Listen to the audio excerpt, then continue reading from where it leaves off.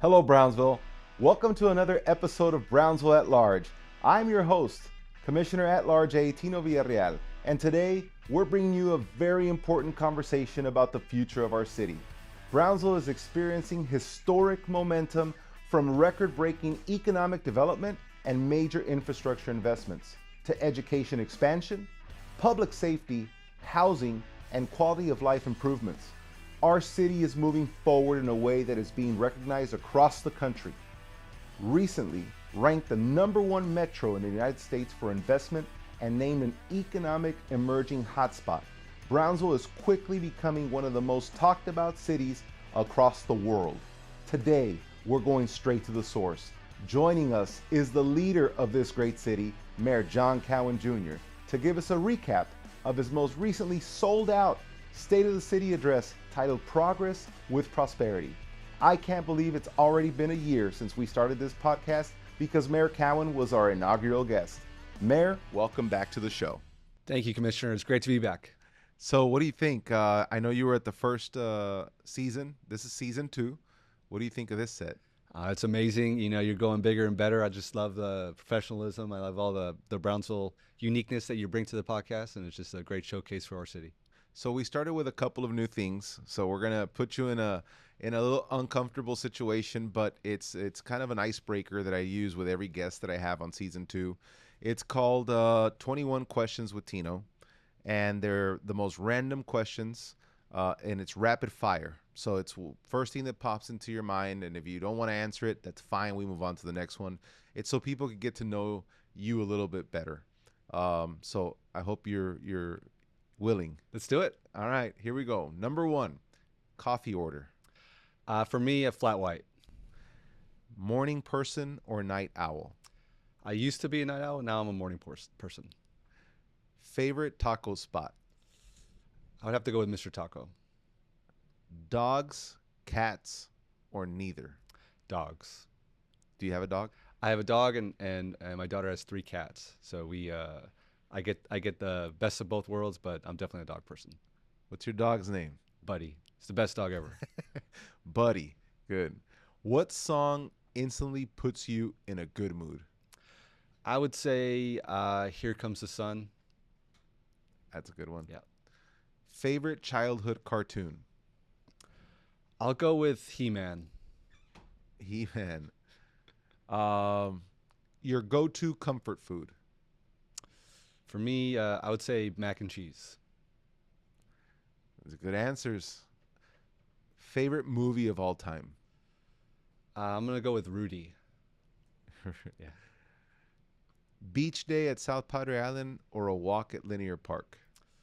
I would say right now, I would say Linear Park on Sunday or Saturday morning for the farmers market. I think you can't beat that. Yeah, I saw the other day the line for the matcha. Yeah, it's amazing. I heard It gets better every week.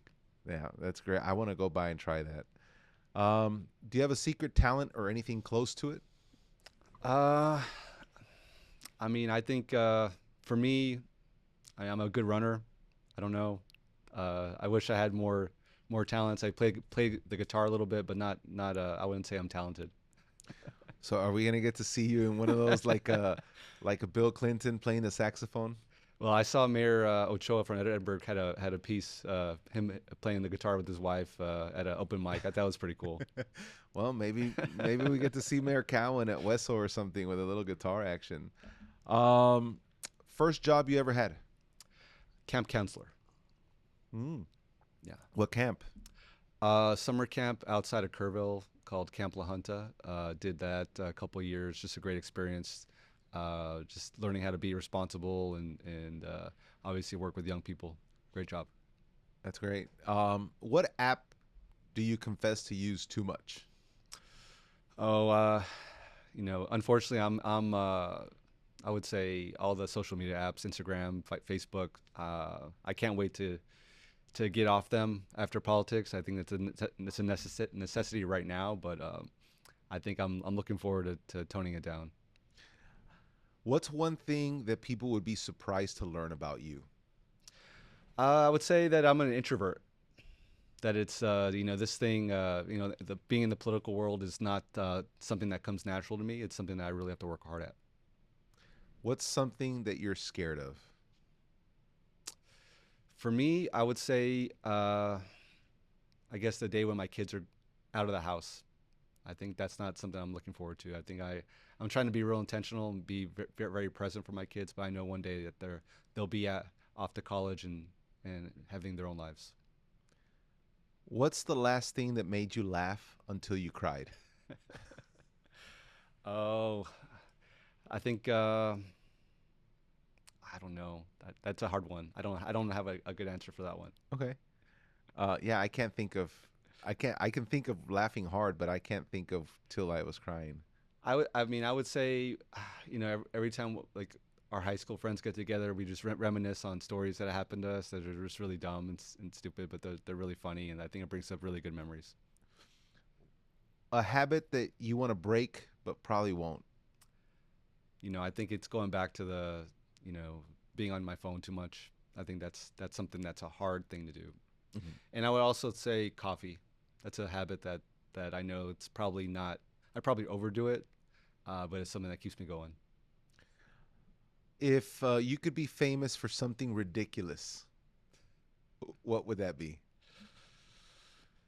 Oh man, again, great question. I don't think I have an answer for that.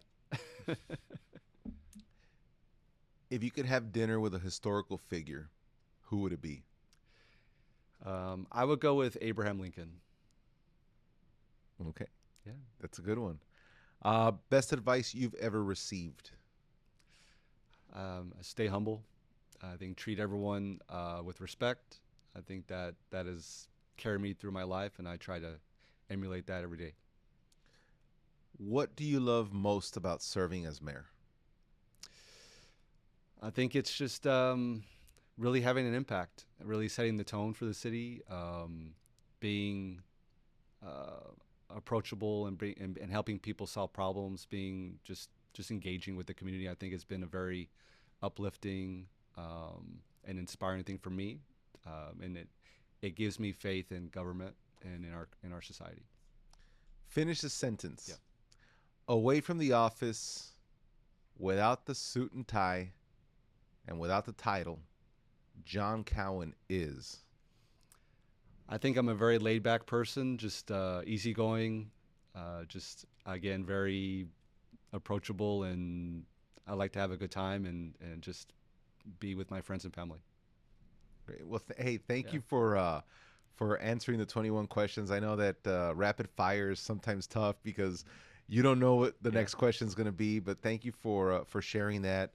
Obviously, the segments for icebreaker. It's for the audience to get to know Yeah. our mayor a little bit Yeah. behind the scenes.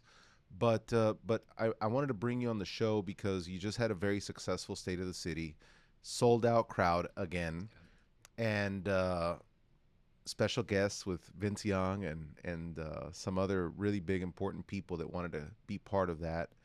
Um, I wanted you to kind of share the vision of our city and catch people up that weren't able to attend the State of the City. I know the State of the City's up for whoever wants to see it. You can go to the city of Brownsville and you can keep watching it.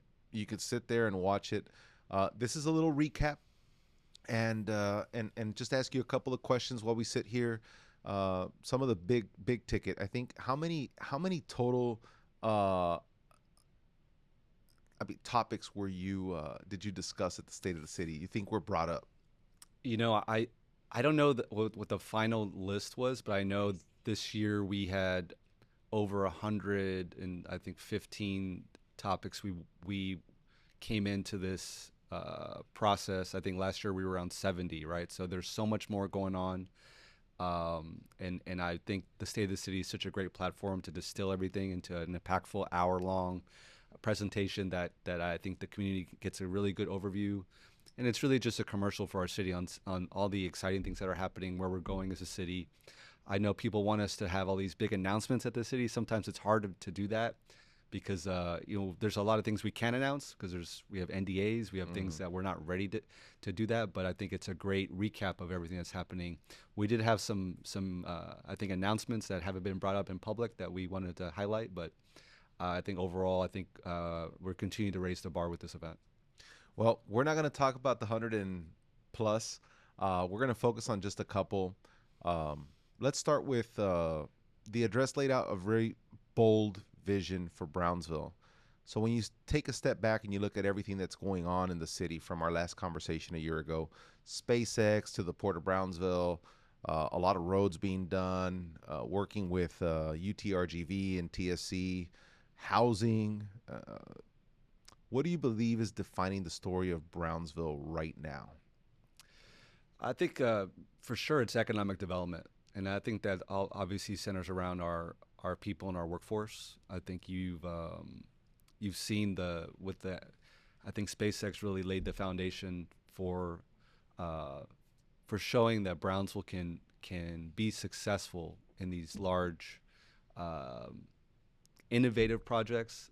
I think SpaceX has over 4,000 direct jobs out there, and 70% of them are local people working out there building the most advanced, largest rocket in the history of the world. And I think um, showing the world that we can do these projects gives investors confidence that hey, this is a place that they can be successful, right?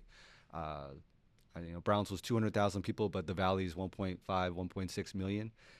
Very young population. Uh, we have just the work ethic, the culture. I think the secret's outside the box now, right? That the valley is an exciting place to be. It's a dynamic place. People come down here and they fall in love with it. So I think that's building on that momentum is what we're doing, and I think you're seeing that with the 25,000 jobs that are coming to Brownsville, right? And I think that's a historic time for Brownsville to say, hey, we're going to accelerate growth. We're going to accelerate investing in our infrastructure and our quality of life, and we're really going to make the next I have another year left in my term, but the next short in the short term, this is going to be probably the most transformative time in the history of Brownsville. Well, one of the things that resonated a lot with me, and I heard it from a lot of people, is a stat that you gave at the State of the City. You said, for every one person that's moving out, three are moving in, and Brownsville's also become a top relocation destination for the nation. What do you believe? People outside of our city are finally starting to see Brownsville. I mean, it's the economic development, but it's also a beautiful place to live. Yeah. Right. Now, I would say that out of all the stats that we shared, I think that's the stat I'm most proud of, right? It's the reversal of the brain drain that we have historically experienced here in the city, right? I think we all know most of our friends and family end up leaving Brownsville after high school, after college, because of the lack of opportunity. Not that, I mean, a lot of people want to come back. It's just that there wasn't something to come back to have that career that income that you need to be able to raise a family at the level that you want, right? So I think, I'll give you a personal example. I have my dad has 11 brothers and sisters. I probably have over 40 to 50 first cousins, right? I'm the only one here out of all my cousins because everyone else had to leave to look for opportunity, right? And I think now you're seeing people come back. People are excited. They're seeing what's happening downtown. They're seeing all the great things that make Brownsville great are being accentuated. They're being improved, and I think it's a really exciting time. Let's talk about jobs. I mean, you just brought it up, economic growth. So there's a scale of investment when you add up everything: SpaceX, LNG, the Port of Brownsville, the refinery project that was just announced, and the proposed advanced manufacturing plant. We're talking about transformational numbers. I don't even want to go there. I think they're billions, billions, billions of dollars. The advanced manufacturing project alone could bring up to 10,000 jobs with average salaries of over $90,000 a year. How do we make sure that Brownsville families are truly positioned to benefit from these moments? So I think it all starts with workforce development and connecting the people that are interested in these jobs, our young people, the people that want to get upskilled with the programs needed to get there, right? And a lot of these, I'll give you an example. The advanced manufacturing plant that's likely coming here, in my opinion, we have a great shot at landing. they want to upskill our people. They want to give people opportunities, and then if they show that they have the ability and the mind to improve themselves in their company, they will give them that opportunity to go from a welder to an engineer to a programmer if they want, right? At that company, which is an amazing thing, right? They're gonna invest in our local people, and I really was very encouraged when I went up to visit their headquarters, and they gave like many examples of people that were on the floor in management, their career path at that company, and they started from the bottom, right? And it's Wow. amazing thing to see that companies like this company that like will be coming, companies like SpaceX too. They give people that career path that they will invest in them and their futures, and not have to bring someone else from the outside in to go and fill that role. I think that's the fear. Yeah. People think when they think of these high-paying jobs or they think of all this growth coming to Brownsville, they're like, "Oh, you're going to import talent." And I think that you've done a great job Yeah. at making sure that we find the right partners, right? And I think a big factor is working with our local educational institutions, right? Anyone from BISD to IDEA, but also our Texas Southmost College and UTRGV. And so at UTRGV, we created the Task Force of the Future. I know we'll probably get into that, but we wanted to ensure our kids can get their education, their core education here on Brownsville campus. And so engineering is going to play a big role going forward. Mm-hmm. And starting this fall, kids are going to be able to get all 4 years of mechanical and electrical engineering here in Brownsville campus and not have to travel to Edinburgh. So a lot of That's people huge. get discouraged when they have to travel. They might change a major because it's too much time. And so now I think that really lays the groundwork to make sure our kids can be successful here. Mayor, the port. Let's move to the Yeah. port. I mean, it just continues to be one of our greatest economic engines, uh, with nearly 29 million tons of cargo, contributing close to 12 billion to the Texas GDP. How important is the Port of Brownsville's future as a hub for trade, manufacturing, and energy? I mean, the port is the biggest economic generator that we have here in the region. We're incredibly blessed to have that as an asset, and then having them be successful, deepening the channel, going from 42 to 52 feet, really opens the doors for a lot more cargo and a lot more bigger projects to come into the port, and that's why you're seeing a lot of the movement here, right? And so um, they have been very successful. Their leadership, the county, the city, all working together uh, to put our strengths at the forefront, right? And I think going from a port that has a lot of they weren't really adding a lot of value at the port in the sense of shipbreaking is a big deal, but we wanted to be building things there, right, eventually. And so We were more of a pass-through we were port, more of right? a cargo Yeah, transfer yeah. station. I think now we're going to be building things and adding to the supply chain and adding value, and I think that's where those upper middle class jobs come from. And I'm really just very excited about growing that economy there, and I think that's going to be incredibly transformational for our region. Let's bring the conversation closer to home. What residents see and feel every single day, and that is our infrastructure. Mhm. So you announced the $357 million multi-year capital improvement plan with over 125 million already in motion. Last year alone, the city improved 47,000 linear feet of roadway across 26 streets.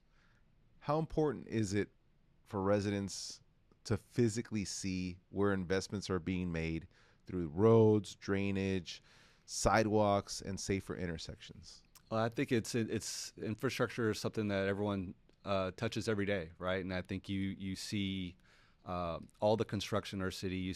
You're seeing the city react and being proactive when it comes to taking care of our infrastructure, just dealing with historically the worst parts of our streets, right, that haven't been addressed in generations, right? We're actually getting those projects done, And I know people sometimes get frustrated with construction cones and the lanes being closed, but that's progress, and that's our city taking action to address not only the deferred maintenance that we have, but expanding our corridors to accommodate growth. I think that's really important. Synchronizing our lights, I think that's a huge thing that again has never been done in the city of Brownsville. We're operating for the most part on 1980s technology with most of our street lights, and so we were able to get almost $28 million through the Rio Grande Valley MPO, and we're going to be upgrading our traffic infrastructure to modern times, and we're going to be able to maximize technology to make sure people can get to and from work in a very efficient way. Yeah, I think part of that people don't understand is also the wear and tear on the roads. We're starting to experience some heavy traffic. I mean, for Brownsville, heavy traffic. People who haven't lived outside of Brownsville, sit in Houston traffic for a bit, sit in LA traffic for a bit, but Brownsville used to be a place where you used to be able to get from one side of the city to the other, no matter what, in 15 minutes. Right. Like I could be there in 15 minutes. That's not necessarily the case anymore. You might be stuck at a light, depending on where you are, the time of day, and the synchronization of lights and people also don't know your position at the MPO. You've also become chair Yes. of the MPO, which helped drive a lot of that kind of the monies to come to help us synchronize those lights. But right now we're improving streets that have a lot of potholes. We were known as the pothole capital of the world, and talk to everybody about how, so that they understand the synchronization of lights, how that alleviates the wear and tear on roads also. Yeah. So if you as you synchronize a corridor, that really reduces the amount of starting and stopping that cars have to do throughout that whole corridor, right? And so that starting and stopping is what puts pressure on those intersections, and that's what eventually creates those potholes, right? And so I think by synchronizing those corridors, you really extending the lives of the roads as well, right? And we've also taken a better approach to pothole repair in general, right? Instead of repairing a small section of the pothole and filling it, we're doing a much a bigger area, a bigger cutout, so that it's more stable and more secure long term. So you're seeing a better approach to street maintenance, and I really think, for a long time, potholes, that was the number one complaint in the city of Brownsville. Now it's no longer the number one complaint, so which is I think a good thing in the sense that we are getting traction there and making an impact. So now the number one complaint is public illegal dumping. So that's something that is on our radar, and making sure we're addressing that in a real way in the next year. You brought up the UTRGV Task Force of the Future, and the workforce. I mean, we kind of touched about on that. UTRGV's now invested more than $514 million in Brownsville since 2015. Recently added 3,000 new student seats here in our city. Okay. I was honored to sit on that task force with you this past year, and we collaborated to address some issues that we had. You touched about how students need to stay in Brownsville and be able to earn their degree here without having to travel, and ultimately build their future here. What else did that task force accomplish? I know that there was a lot of conversations. What can people from Brownsville see up and coming from UTRGV? Well, I think, again, thank you for being a part of the task force. It was a great opportunity to really come together with the university, and I think number one, I got celebrate our wins that we've had together, but I really identify the challenges that our kids and our faculty are facing currently with, I think, the structure that's in place, and I think just having honest conversations about what they can do, but what also the city can do to help, and it's showcasing that we are taking a one city approach to the relationship, and I think it's been very beneficial on both sides. So Um, you know, I was really proud to announce at the State of the City that UTRGV is going to be expanding their physical footprint in the city of Brownsville with a North Brownsville campus expansion. I think that's huge. It demonstrates commitment to Brownsville, in a long-term approach, and realizing that in order for Brownsville to be successful with all this economic growth, they need to play a critical role, in making sure we have the programs necessary to fund those jobs of the future. Engineering will have a big place in that. I think, things from construction management to architecture, those programs are coming to Brownsville. Just really excited about that, and I think also the task force focused on student life, making sure that when you go to the campus, you feel like you're on a 4-year college campus, that you expect to feel that life, right? It's not a we don't really want to have that that bed what is it, bedroom, where Yeah. people are commuting, Just a just a transactional transactional, like kind of a experience. sterile Yeah. environment. We want that student life there. We want to make sure people are proud to be to be on UTRGV's campus, and I think they've made a lot of headway in doing that, and I'm really excited to continue that effort. This task force was not a short-term thing. This is something that's going to continue on going forward. Yeah, I think that some of those things that you described that were important to all of us. I mean, the most important part was is opening those 3,000 seats. Yeah. The important part was letting Brownsville kids know you can start here and finish here without having Mhm. to go to Edinburgh. I think that was like huge win. I mean, studying and now having that check-in Yeah. system on the buses Hmm. to get more data to know how many of our students actually start here in Brownsville, have to go to Edinburgh and come back, or by choice go to Edinburgh and come back, and what is it that they're studying that maybe we can bring those classes here. And one of the things that excites me, working with kids, I mean, that's for expanding their intramurals, Hmm. bringing camps, and starting to figure out how to bring the athletic teams here.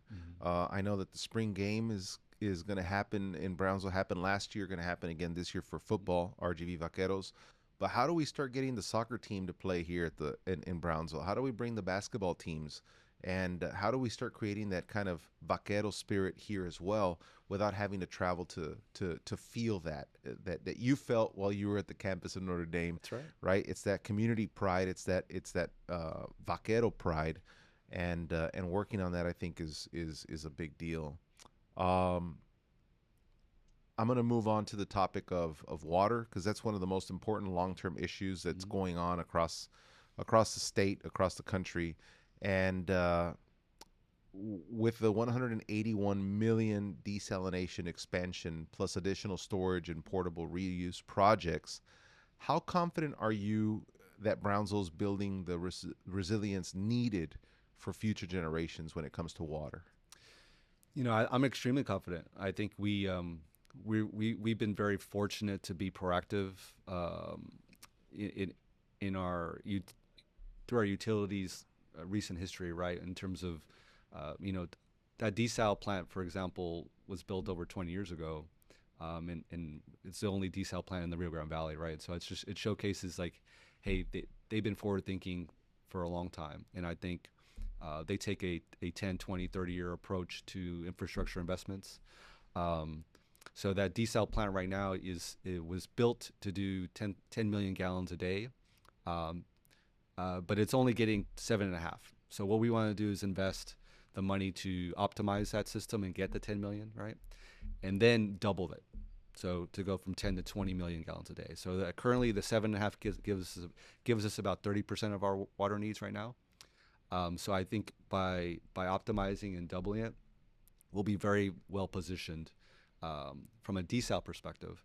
Now, with the industrial growth, I really foresee the port, um, building a private desal for industrial purposes only, and I think that'll be a great strategy. That'll take the pressure off the residential and business use in the city of Brownsville, and the the ocean desal is usually a lot more expensive too. So the industry out there will pay that higher rate. And then, like you said, we are expanding our storage capacity with the Banco Moralos Reservoir, the 400 million gallons that we're going to be building very soon. And then we have our resaca system, which a third of our resacas are used to store water for our water system, which is a huge asset. The majority of the valley doesn't have a resaca system to store water, right? So we are, through the resaca fee, which a lot of people don't realize is used to make sure we can store enough water for our water system. And then the water reuse project, I think, is another benefit that'll add another 8 million gallons a day. So you add all those things together, it's we are very well positioned going forward. Well, much better than almost any other city, in my opinion, but obviously we're biased. Some big wins before my final question that you announced that you can share with us here today. I think, I wanted to highlight, the tremendous growth that is coming, with I believe that advanced manufacturing plant. There's a number of other multi-billion-dollar projects that are out there as well that we cannot talk about that are likely going to come here. But I would say the UTRGV expansion was huge. I think even talking about our potential partnership with YMCA was a very, very big deal that we haven't announced yet officially. We have an MOU in place that we're going to be starting our feasibility study. That's really to elevate our recreational spaces in town and make sure that the programming and the amenities that people are expecting that we're actually providing. And I think that's just it's a great way to, again, raise the bar in the city of Brownsville, and I'm really excited about that. I don't think that got made a lot of noise, but I want to make sure people understand that that's what we're working on. And I think having that the foundation that we're doing with all our master plans, right? I think I highlight, all the master planning that we're doing is going to really set us up for success. So everything from our Parks, Rec, and Health master plan to our zoo master plan, our housing plan, our downtown Renaissance master plan, that's all going to get rolled up into our comprehensive strategic plan that will be, starting later this fall. So, that's, I think, for me, that's more than anything going to be my legacy, is making sure we have that roadmap. So we're not growing without a plan. I think that's a very dangerous thing to do, but making sure we're very thoughtful in how we're putting together these plans with a lot of community engagement, making sure our historic characters is retained and protected, our culture is protected as much as possible, and then making sure the opportunities are given to our residents first. I think that's really important. Amazon's up and running, right? So Amazon's up and running. The Greater Tech District is, if you drive by now, it's a reality. Phase 1 is there. I'm trying to spitball here and think of so many things. We could sit here and talk for hours. I think some of the my final question is, you kind of were answering it right now. How do we and you as mayor, I know you're doing it, make sure that Brownsville, while we grow at a historic pace, we don't lose the heart of who we are? People, culture, our neighborhoods, a sense of unity, what makes the city so special. How do we continue to do that? Again, I think that's the biggest challenge we have right now in every leadership position in Brownsville, right? Is making sure that that's at the forefront of our decision making. I think I touched on a little bit. I give an example of the El Jardín Hotel, right, downtown, which was vacant for 40 years, probably our most historic structure downtown. There were probably 100 private developers that wanted to come in and redo that building for high-end condos, likely purchased by out-of-state or out of Brownsville investors, right? We took that project in-house at the Housing Authority, and we said, well, we want this for our Brownsville families, right? And they found a way to put together a $30 million project with no local money, right? No local tax money. Fully restored that building, which is an amazing accomplishment in itself. And 44 of our Brownsville families will be living there. And those kids will be able to to watch rocket launches from their window, From right? the best view in From the town. best view in town. And I think that's a great example of how we can be successful in growing and improving our city, but retaining the benefit for our people, right? And I think that's it's a challenge, but I think we can get it done by working together, you know, and really collaborate. Perfect. I'm thinking of anything else that we left out. Oh, I know one. Uh, PUB rate. Yeah. I think that was a big highlight that kind of got swept a little bit under. I think people were always looking at my PUB rate needs to go down, and my PUB rate. I think we have the lowest rate in the state of Texas, and we've been the lowest rate for I don't know how many months. You want to talk just briefly on that win? I think that's a big win. I mean, everybody's rates are going up, and have managed to kind of maintain. And sure, it's not directly lowering the rate, but if the rest of the state's going up and we're staying the same, inadvertently, the rate having the best rate is a good thing. Yeah, I think that's something I'm extremely proud of. That's something I ran on as mayor is to make sure we kept rates low, kept bills low for our people. I think that's a huge benefit of having our own public utility, is that we have control at the end of the day. The people have a voice, right? If you outsource this to a private company, their job is to maximize profits for their investors, right?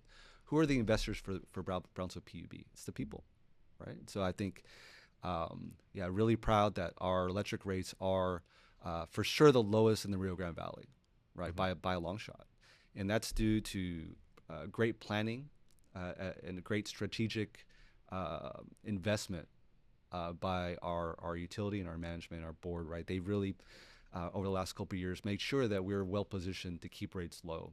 Now, obviously, with external factors like the war in Iran, that will likely have an impact on energy prices locally, right? So those things are kind of outside of our control, but we've been able to hedge a lot of the risk that people are experiencing elsewhere in the state and the country.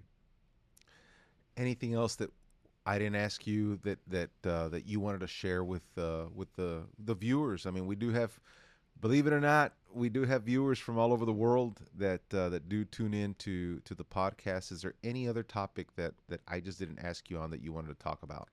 No, just again, just so blessed to be in this position, to be a part of a community that is hungry for opportunity, to that is executing, that is getting better every day, and being, you know, just a beacon for inspiration across the country on how we can go from an under resourced community to one of the highlights and bright spots for economic development in the country, right? And just and getting it done while making sure our people are being taken care of.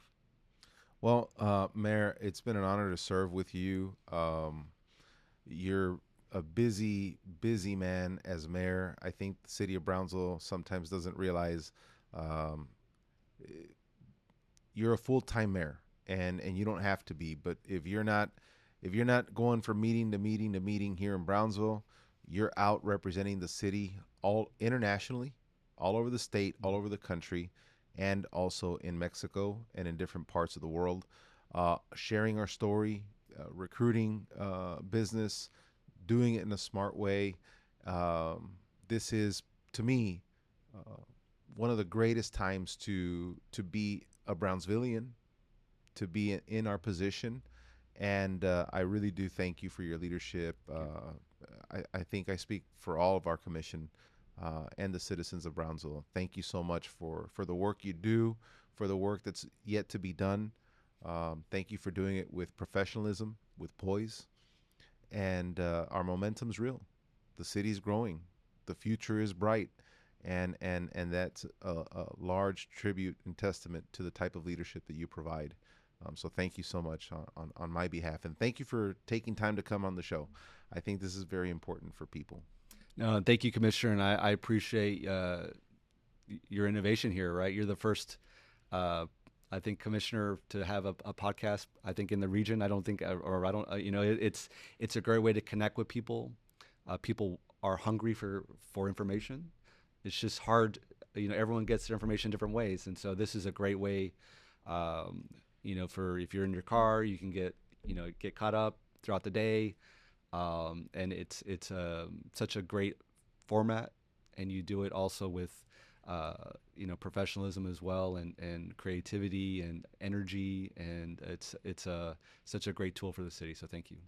Thank you. Thanks for being on the show. That's going to do it and wrap up this episode. The second time we have Mayor Cowen on the show after the State of the City. You heard it here, folks. This is Brownsville at Large. I'm Tino Villarreal. We'll see you next time.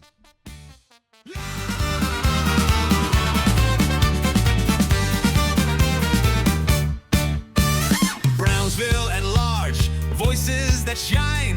Tell